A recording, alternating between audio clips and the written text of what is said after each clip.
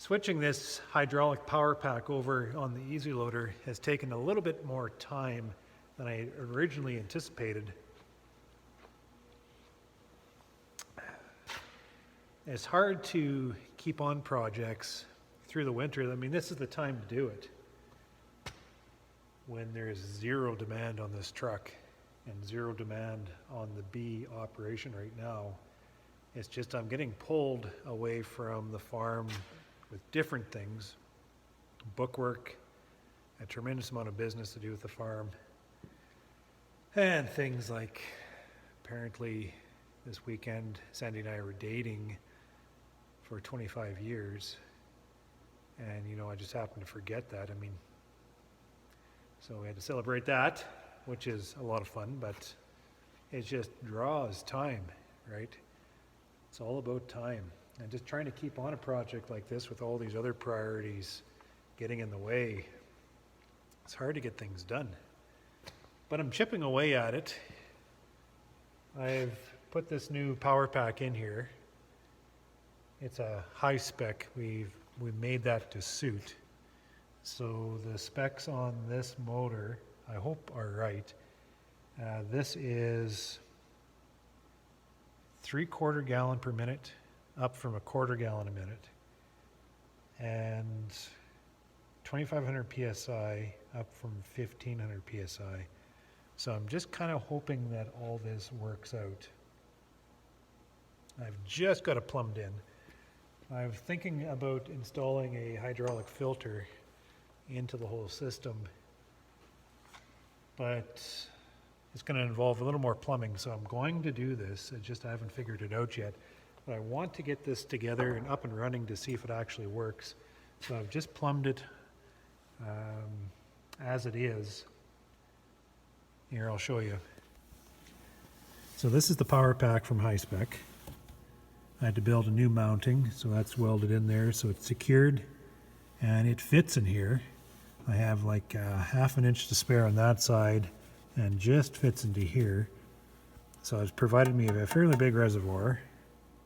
They were concerned about this reservoir being pretty much hand to mouth on demand, because they like to have a larger reservoir just to cool the oil down as it's operating. But I mean, I'm restricted to the space I have in here, and is either this one or relocate the motor outside. So I chose this one. We'll see if it works out right. And because the old one originally bolted straight onto the motor, right, straight on there, and then so the old one bolted straight onto the motor, and then the blocks bolted straight onto this manifold. And because that didn't work with this new motor I have in, I had to have this new block machined.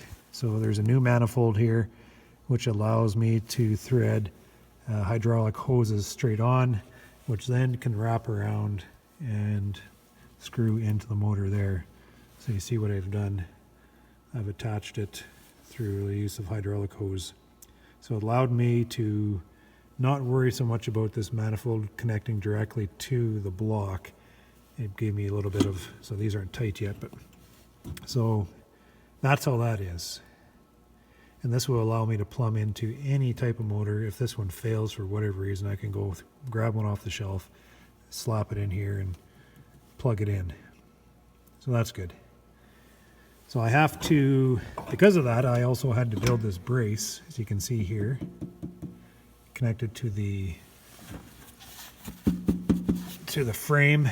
So this is where this manifold is going to sit on. I haven't connected it yet. That's going to bolt down there to secure it so it's solid. And the solenoid that was originally on the motor, just because of the way of wiring and stuff, I wired it up here out of the way instead of down on the housing. This is maybe a better place for it, but it's just too much of a reach for my wire harness. So either rewire my wire harness to relocate the solenoid down here, because before it was back over here, or just relocate the solenoid, because it really does not matter where this is, because we just can run the power with this line into there.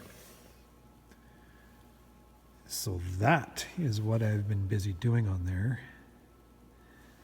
Tomorrow, if I get a chance, or when I get tired of doing business, I'll wander out here, secure this block, tighten up these hydraulic hoses, maybe find better positioning than it is right now, tidy this up a little bit inside, wire it up, and then ladder fire. We'll see if it works. The moment of truth. So I pretty much know this machine backwards and forwards now. I have some rubber mounting behind my circuit board, so that's secure and vibration proof, you know, perfect.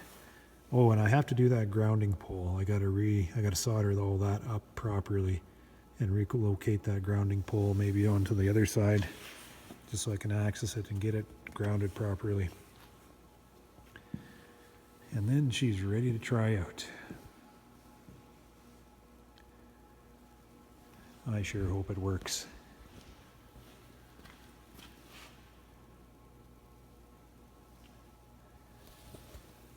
But that's what it's all about. This time of year, focusing on maintenance. Might have been easier to buy a new unit, but what can I say? Just make it work, right?